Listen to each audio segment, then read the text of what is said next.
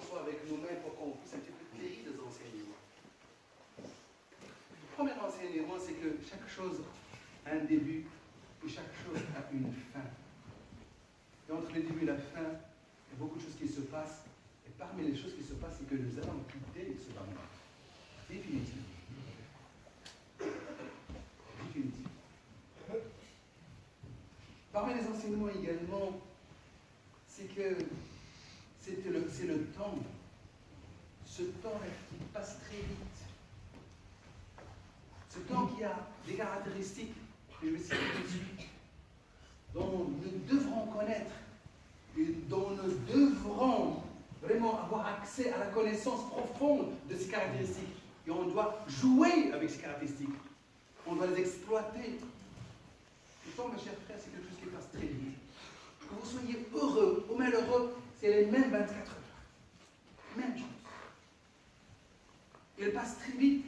Ça veut dire quoi? Ça veut dire que c'est quelque chose que vous ne pouvez pas maîtriser, que vous ne pouvez pas gérer, que vous ne pouvez même pas arrêter, que vous ne pouvez pas racheter, que vous ne pouvez pas prêter ou emprunter. Impossible.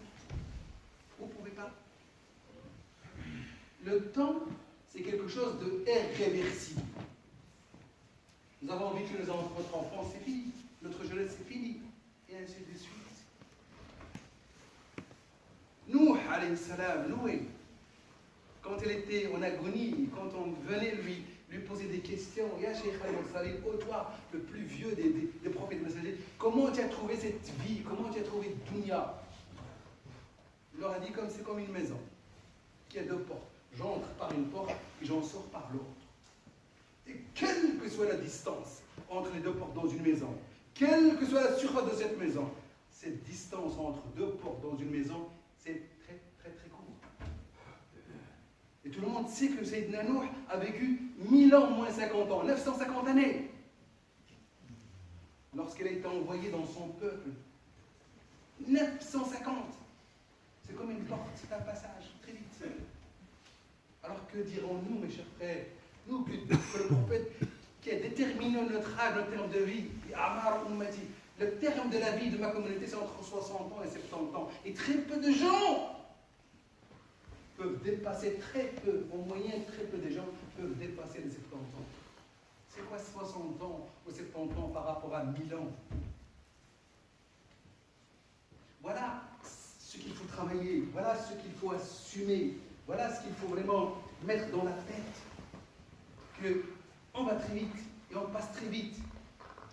Deuxième caractéristique, le temps, c'est la chose qu'on ne peut pas récupérer. Tout peut être récupéré.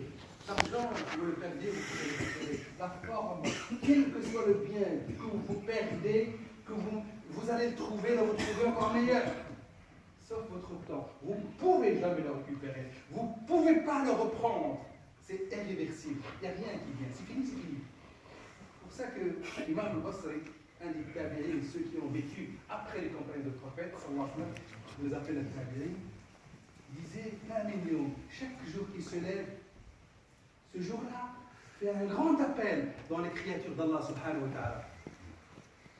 C'est le jour qui crie, c'est le jour qui fait l'appel. Il dit, Ibn Adam, ô fils d'Adam, je suis une nouvelle créature. J'arrive comme une nouvelle créature. Dieu vient de me créer. Fais des provisions, fais des hasanat, travaille, sois actif dans le bien. Fais quelque chose. Il m'a dit, et si je pars, si je disparais, je ne reviendrai jamais. Mais je serai témoin le jour du jugement dernier de tout ce que tu as fait contre toi, pour le mal et pour toi, pour le bien. Troisième caractéristique du temps, quelque chose qu'on ne peut pas maîtriser, qu'on ne peut pas gérer, qu'on ne peut pas arrêter, qu'on ne peut pas acheter.